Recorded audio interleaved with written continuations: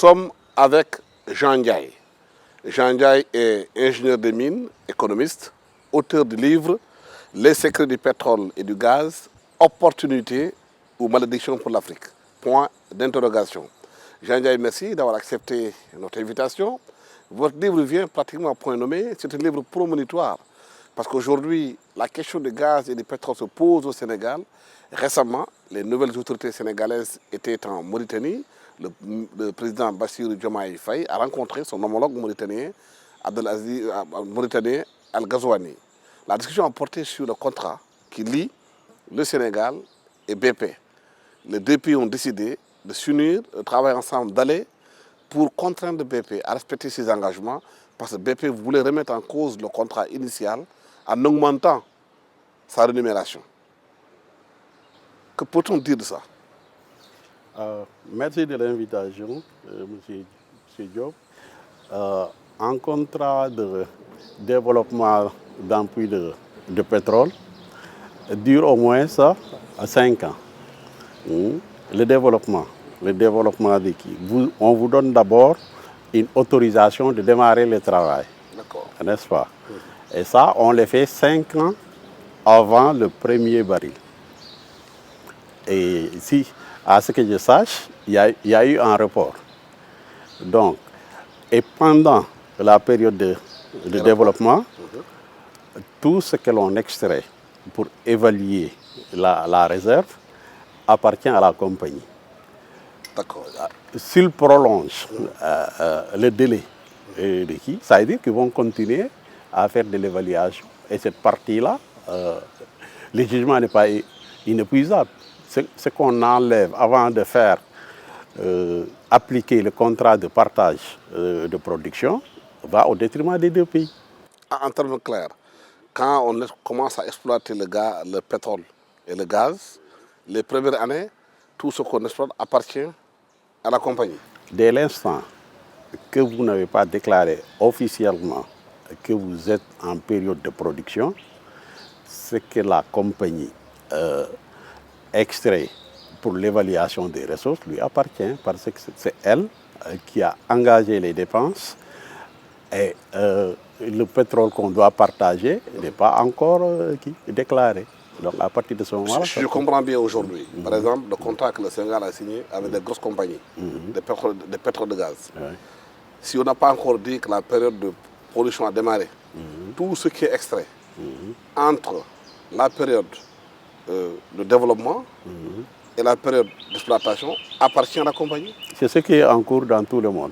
C'est ça? C'est ce qui est en cours dans tout le monde. Ce qui veut dire que la compagnie, même avant d'exploiter, peut maintenant rentrer dans ses fonds avant, c'est ça? Non. Non. C'est une question que je pose. Non, ça c'est pas possible. Déjà, les fonds que l'on dépense pour la recherche, et il y a beaucoup de risques. D'accord. Il y a beaucoup de risques. Les contrats de partage de production, c'est vraiment des contrats à risque pour les compagnies pétrolières. Parce qu'elles ne sont pas sûres de trouver. Oui, absolument. C'est un risque qu'elles prennent. N'est-ce pas? Elles font la recherche. Elles ne sont payées que pendant la production, à part cette quantité infime que je vais dire, parce que c'est tout juste pour évaluer, pouvoir vraiment évaluer le jugement. Le jugement. Si le jugement est de qualité ou pas. Oui, bon, si c'est de qualité, ils savent déjà. Mais en tout cas, comme je disais tout à l'heure, jusqu'au démarrage du partage, ils n'ont rien. Ils n'ont rien à la limite. D'accord, donc c'est à partir du démarrage que les compagnies commencent à se faire payer. Et elles extraient d'abord, et l'État. L'État reçoit ses redevances sur les premières productions. D'accord. L'autre question fondamentale, c'est qu'on parle de renégociation des contrats. Il y a un débat qui s'est posé, parce que les nouvelles autorités disent qu'on va revoir la façon dont les contrats ont été signés. S'il faut, il faut renégocier. Il y a certaines personnes qui disent oui, c'est impossible de renégocier parce que si vous allez, il y a des risques de le faire. Vous risquez d'aller au tribunal de commerce de Paris. Ça peut avoir de l'argent énorme que l'État du Sénégal va payer. Donc, non, on peut bien renégocier. Et je donne l'exemple de l'Amérique latine, où les pays sud-américains ont eu à renégocier des contrats pour permettre à l'État d'avoir plus qu'il avait avant. Alors, ma démarche à moi, elle gérait. Je regarde d'abord ce qu'il y a dans mes contrats. Je regarde d'abord ce qu'il y a dans mes contrats. Ce qu'il y avait dans le contrat d'Amérique latine, ce n'est pas forcément les mêmes clauses qu'il y a dans les contrats qu'on a. Ah, donc les contrats, c'est en fonction des pays. Ben oui. D'accord. Ah ouais. Donc c'est pas dit que les mêmes clauses, ça peut même être d'empui à empui. Hein? Donc, ce n'est pas parce que l'Amérique latine a négocié, je ne sais pas ce que l'Amérique latine a négocié, que je vais dire que j'ai négocié. Si au niveau de mon contrat, il y a ce qu'on appelle la clause de gel. La clause de gel, ça veut dire quoi? C'est qu'au moment où je signe, au moment où je signe, c'est les lois actuelles qui sont en vigueur. D'accord. Et les gels, ça veut dire que même les lois futures ne pourraient pas changer. C'est-à-dire au moment X, si le contrat est signé sous le régime d'une telle loi, même si après la loi change, le contrat reste inchangé. Oui, c'est ça, c'est ce qu'on appelle la clause de gel. Est-ce que cette clause existe? Mais tout compte fait, tout contrat bien rédigé a forcément un mécanisme de règlement des différends impartial qui peut être exécuté et continuer à être exécuté, qui peut arbitrer de manière impartiale et être exécuté effectivement après l'arbitrage, au détriment de la compagnie du perdant, de la partie perdante. Aujourd'hui, le Sénégal a-t-il la possibilité de revoir tous les contrats? Puisqu'on a dit dans la constitution sénégalaise que les ressources naturelles appartiennent au peuple. Oui, mais qu'est-ce que ça a à voir avec le contenu du texte? En contrat et en contrat, il y a des clauses. Les compagnies qui exercent ici, vous venez de le dire, exercent en Amérique latine, exercent en Asie, exercent au Moyen-Orient, exercent en Europe, exercent en Amérique, exercent en Australie. Hein? Et il y a une réglementation internationale qui encadre tout ça. Maintenant, parfois, pour des problèmes de corruption, on peut laisser passer des clauses qui ne devraient pas être comparées. Comparons les contrats qu'on a avec ce qui se passe de manière légale ailleurs. Si le Sénégal découvre aujourd'hui que dans les contrats qu'on a signés, il y a des choses qui ont été mises dans les contrats qui ne sont pas légales comparées aux autres contrats, est-ce que le Sénégal est fondé à revoir les contrats? Mais encore mieux, des compagnies qui exercent ici, en général, la corruption est combattue dans leur pays. Oui. Dès l'instant que dans leur propre pays, on sent qu'il y a un soupçon de corruption au niveau des contrats sénégalais, eux-mêmes ils seront poursuivis. Ils seront poursuivis par qui? Même par leur propre... des enquêtes seront menées dans leur pays. Même dans leur propre pays, des enquêtes seront menées. Dès qu'il y a un soupçon de corruption, c'est déjà arrivé avec les mines, dans un pays que je tairai, c'est déjà arrivé. La compagnie vend sa production à une autre société. Cette société va à une autre société et finalement, elle rachète le minerai à moins de prix. Et ça permet aux gens de contrôler. C'est-à-dire aujourd'hui une compagnie étrangère qui exerce au Sénégal. Et si cette compagnie étrangère fait des choses qui sont illégales, qui sont corruptibles, son propre pays et ses propres autorités pour vérifier ce qu'ils ont fait sur le terrain et si ce n'est pas conforme, les condamner. C'est ça la législation. Mais si vous avez, votre livre s'appelle Le secret du pétrole et du gaz. Opportunité ou malédiction pour l'Afrique. Pour le Sénégal aujourd'hui, est-ce que le gaz ou le pétrole est une opportunité ou une malédiction? En quoi peut-il être une opportunité? Vous savez, dès les premières pages, je rejette le qui de la malédiction. Ça ne peut pas être une malédiction, c'est tout juste un problème de gouvernance. C'est tout juste un problème. Si vous gérez mal, c'est une manne. Une manne, c'est de l'argent qui vient au niveau d'une occasion qui forcément n'était pas attendue. N'est-ce pas? Donc c'est une manne. Cette manne-là, ça crée des espoirs. Même, ça crée des espoirs. Beaucoup d'espoir, oui. Alors si les gens ne se sentent pas dans ce qu'ils attendaient que ça allait l'amener comme produit, ailleurs ça crée des problèmes.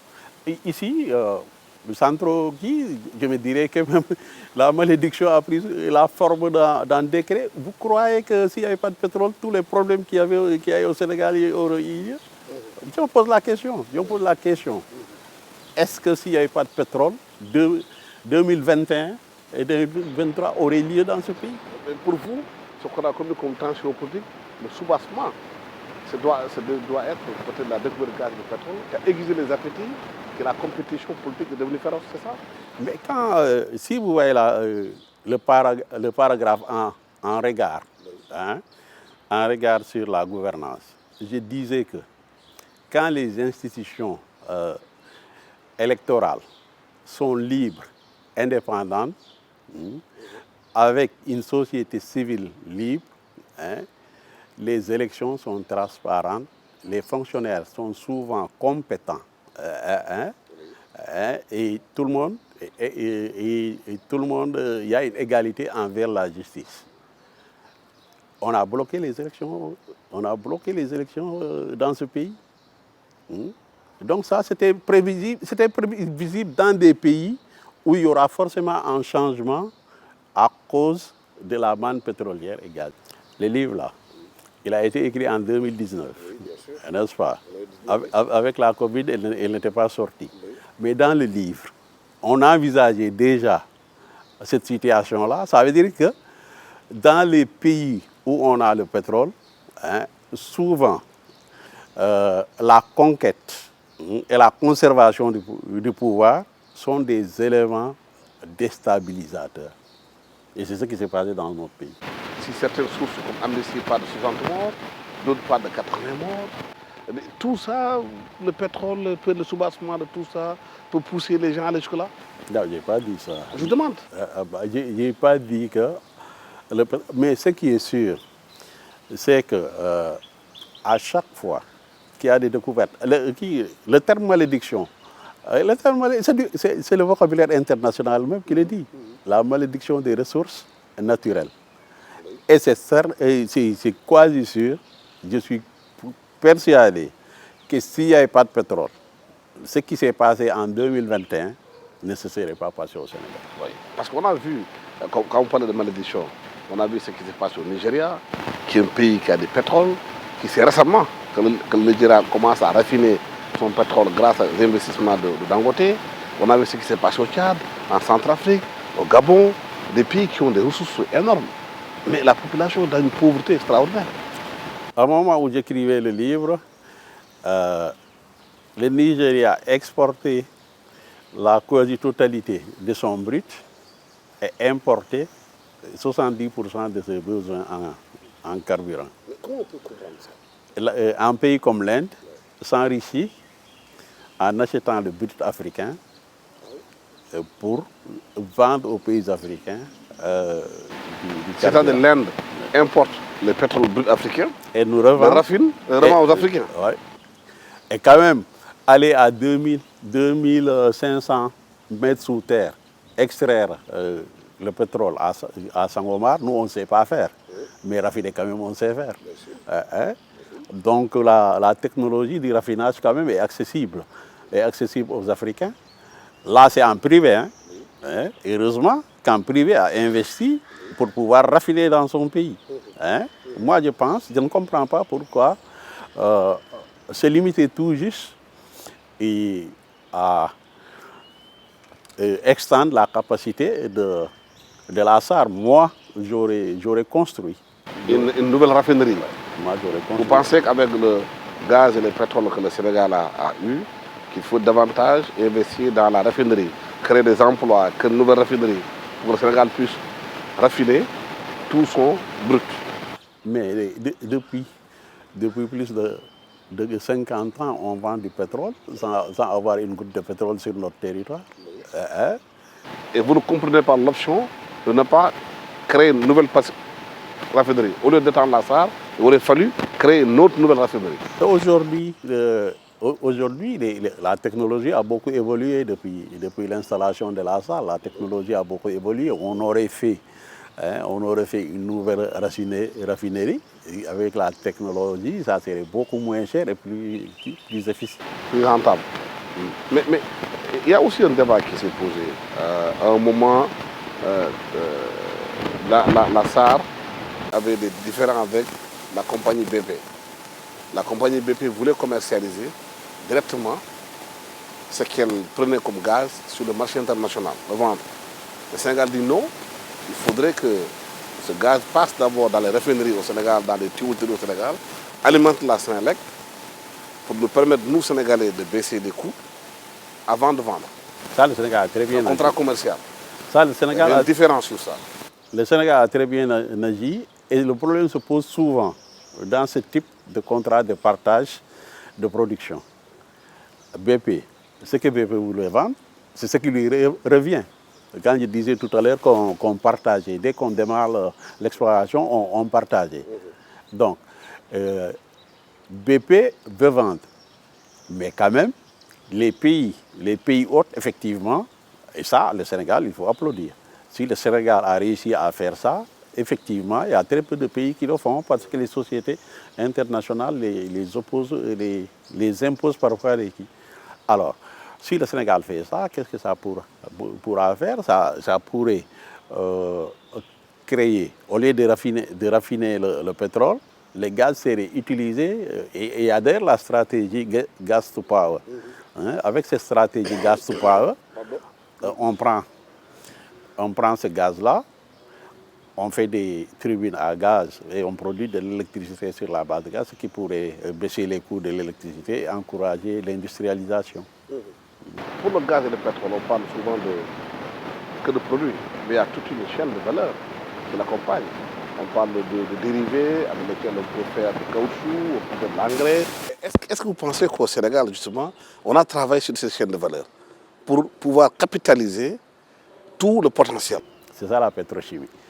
Alors, c'est ça la pétrochimie, les dérivés, ils sont qui? Que ce soit pour l'agriculture, tout autour de nous, c'est du pétrole, ça, là où on est assis, tout autour de nous, c'est du pétrole. Donc, mais là c'est justement, quand je disais tout à l'heure que la technologie du raffinage, elle nous est accessible, et c'est là où c'est une niche d'emploi. Toute la raffinerie, tout ce qui est dérivé, la distribution de ces produits, tout ce que ça crée. Mais... Souvent dans le discours, on ne parle que de gaz et de pétrole, on n'entend rarement pas de la pétrochimie. On n'entend rarement pas de cette chaîne de valeur qui pourrait créer beaucoup de choses. Et ça demande aussi de la formation pour exploiter le gaz et le pétrole. Et ça aussi, c'est vrai qu'il y a des écoles qui ont été créées pour permettre aux jeunes Sénégalais de s'habituer au métier du gaz et du pétrole. Vous savez, le problème au Sénégal, vous ne soupçonnez pas combien on a des spécialistes dans le secteur. Mais le problème, c'est des problèmes où, quand tu ne fais pas de politique, on ne t'écoute pas. Je ne veux pas entendre parler de malédiction. C'est ce qui a fait que ce livre n'a pas été bien commercialisé. Je ne veux pas entendre parler de malédiction. Et le terme malédiction, les anglophones l'ont bien écrit d'ailleurs. Les anglophones parlent du paradoxe de l'abondance. L'équivalent de la malédiction des ressources naturelles, c'est le paradoxe. C'est le paradoxe de l'abondance.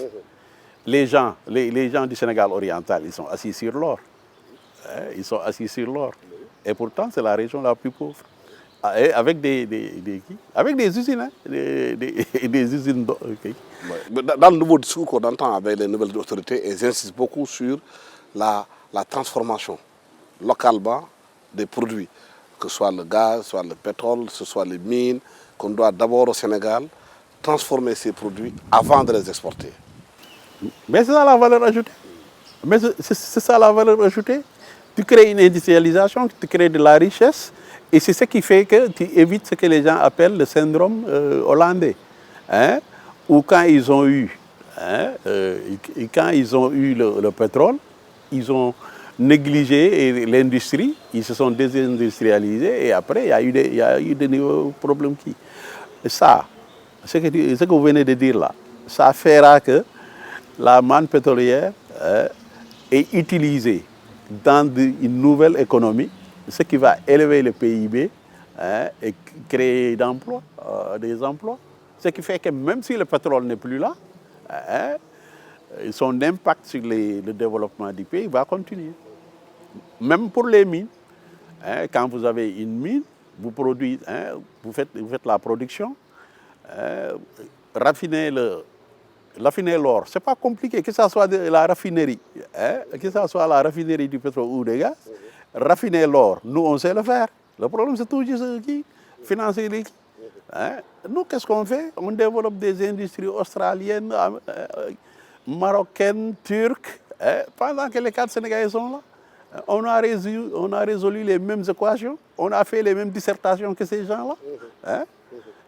Quand on se parle, on se parle entre collègues. Oui, mais à votre avis, pourquoi justement que le Sénégal a tout le potentiel des Sénégalais formés dans ces métiers-là, qu'on n'arrive pas aujourd'hui que des Sénégalais occupent ces postes de responsabilité ou ne créent pas ces gens d'usines au Sénégal? Bon, c'est une volonté politique et des choix. Est-ce que c'est pertinent de faire des autoroutes ou se balader des chômeurs? C'est un point de vue. Est-ce qu'il ne faut pas créer des usines, créer de la richesse, avec cette richesse faire des infrastructures, ou faire enlever tous les goudrons de Dakar, étaler-les sur Dakar, vous n'avez plus un centimètre carré. On n'a pas de problème de route à Dakar. Le problème qu'on a à Dakar, c'est un problème de personnes. Et ça veut dire que si sur une petite surface, vous mettez le maximum de personnes, vous avez même des problèmes à lever le coude. Combien d'argent on a mis au niveau de Dakar et pourtant les embouteillages continuent. Le pont, c'est une exception dans un réseau. Ah oui. Dans un réseau fluide. Le pont, c'est une exception. Quittez Guédiawaye pour venir à Dakar, vous traversez combien de ponts? Vous arrivez au relais, vous vous arrêtez parce que le pont vient sur une intersection. Donc pourquoi donc créer des ponts? Pourquoi créer des ponts? Mais des mauvais choix. On a fait trop de mauvais choix dans ce pays. Un autre exemple. À l'école, on m'a appris que le tunnel, c'était un ouvrage de franchissement. Moi, j'ai de l'eau, on a des tunnels sous la Manche, on a des tunnels sous les montagnes. Mais à Soumbédioune, je n'ai pas de montagne. À Soumbédioune, je n'ai pas. Donc, à votre avis, le tunnel de Soumbédioune n'avait pas sa raison d'être? Alors, une question très simple. Oui. Vous arrivez au Radisson, vers le Radisson. Et juste après, on a fait un petit trou, non? Oui. Si tous les véhicules qui sortent du tunnel, il n'y a pas un seul qui passe par Fanok ou qui rentre à l'université. Mais tous ces véhicules peuvent passer sous ce trou-là. Donc, pourquoi faire rentrer? Est-ce que le tunnel de Soumbédioune est pertinent? Mais c'est ce que je suis en train de dire. Il n'est pas pertinent. Je crée un petit trou au niveau du Radisson. Et tous les véhicules qui passent sous le tunnel pouvaient passer tout ce petit trou. Pourquoi faire ce trou? Ce qui pouvait payer combien de jeunes jusqu'à la retraite? Que des mauvais choix. Donc, en fait, en tant qu'ingénieur, si on discute avec vous, les embouteillages à Dakar sont plus créés par des mauvais choix par rapport aux tunnels qui ont été créés, aux ponts qui ont été créés, qui sont impertinents à votre avis, que de fait d'aider à fluidifier la circulation. Alors, mes collègues ingénieurs seront d'accord avec moi que quand tu veux régler un flux, tu ne fais pas que des voies parallèles. La corniche, c'est une voie parallèle. Chez Anta Diop, c'est une voie chez Anta Diop, la corniche est parallèle à Cheikh Anta Diop. Chez Anta Diop. Chez Anta Diop est parallèle à la VDN. Et chacune de ces voies directes là, il suffit seulement qu'un véhicule se bloque. Tout est bloqué. Sur un rayon de moins de 1,5 km, on a mis tout l'argent du Sénégal et on ne résout aucun problème de transport. Qu'est-ce qu'il faut faire donc? Que les ingénieurs disent oui, mais. C'est ça qu'il faut faire. Mais pourquoi les ingénieurs acceptent C'est ça de que faire ce travail tout en sachant que ça ne donne rien. Mais c'est ce que je suis en train de dire en te disant que les ingénieurs disent oui, mais. Ce qui vient après le mais là, c'est ce que tu as étudié et que le décideur n'a pas étudié et que le décideur est doté de sens. Mais quand tu cherches, toi-même ingénieur, à faire ce qui... Imaginez même, est-ce que ça va plaire au chef, ça pose un problème. Les jeunes là, ils ont développé, ils ont conçu et développé un projet qui les a amenés au pouvoir. Jeunes ingénieurs. J'ai théorisé et pratiqué la désobéissance républicaine. La désobéissance républicaine. Quand moi, Jean Ndiaye, ingénieur, je pense que ça c'est mieux pour le Sénégal, c'est ce que je fais. Tu peux faire rien d'autre que me sanctionner, mais je fais ce que je dois faire parce que je suis ingénieur. Donc, si on fait certaines choses, quand vous dites que l'argent du Sénégal a été mis quelque part, ça pose des questions beaucoup plus profondes. Et ça ne pose pas la question de la corruption, de la gouvernance. Que des gens mettent autant d'argent dans des tunnels ou dans des ponts, parce qu'il y a des commissions derrière qui font que ça enrichit une chaîne de personnes. Ça, je ne peux pas. Je ne peux pas le dire. Mais je connais les ingénieurs qui le font. Je connais les... Il n'y a pas d'autre responsable que l'ingénieur qui fait un ouvrage inutile. Tu es un ingénieur, tu ne dois pas exécuter un ouvrage. Il faut que toi-même tu sois convaincu de l'utilité de l'ouvrage. Et ça, on ne te l'a pas appris à l'école. Défiler à 100 à l'heure pour venir s'arrêter au Radisson parce que tu es arrêté ton pont au niveau d'une intersection. Mais au moins, on parle de réduction des comptes. Ouais. Et je pensais que justement ces genres de choix faits par des ingénieurs, ils doivent aujourd'hui expliquer aux Sénégalais pourquoi ils ont créé ces goulots. Est-ce qu'on ne doit pas une réduction des comptes par rapport à ces concepteurs qui ont participé davantage à compliquer les choses, bon, alors qu'ils pouvaient dire non? Qu'est-ce que tu entends souvent par... on ne te donne pas comme réponse, non, si tu ne le fais pas, on t'enlève, on met un autre, mais l'ingénieur qui a peur qu'on le vire quand même, il n'est pas encore ingénieur. Hein. Quand on est ingénieur, on n'a pas de problème d'emploi. Parce qu'on parle souvent de réduction des comptes. Si un ingénieur fait un mauvais choix pour son pays, qui fait perdre à ce pays autant d'argent, autant de milliards, c'est l'argent du peuple, c'est l'argent des citoyens. On est en droit de demander des comptes.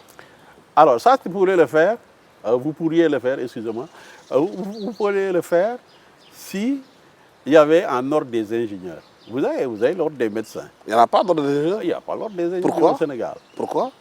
Parce que n'importe qui se lève, il dit qu'il forme des ingénieurs. Combien d'écoles d'ingénieurs ont des laboratoires ici? C'est un choix de ne pas le faire ou bien les gens ne veulent pas le faire? Ce n'est pas faute d'avoir essayé, mais c'est compliqué. Parce que si on fait un ordre d'ingénieur, qui sera dedans, qui ne sera pas dedans?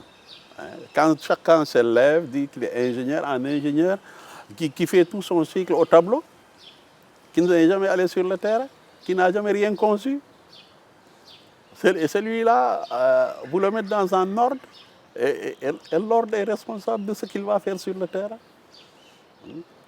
Jean Ndiaye, merci d'avoir été avec nous sur ce plateau d'ITV Question Directe, que nous parlions avec vous des secrets du pétrole et du gaz, opportunités ou malédictions pour l'Afrique, point d'interrogation. Vous avez abordé ces questions importantes. Au moment où on parle de renégociation des contrats gaziers et pétroliers au Sénégal, quelle est la pertinence de le faire. Et surtout, vous avez dit, qu'est-ce qu'il y avait dans les contrats pour savoir. Et chaque contrat dépend du pays et peut même dépendre de chaque pluie. Merci à toute l'équipe technique qui m'a accompagné pour la réalisation de cette émission. Merci, au revoir.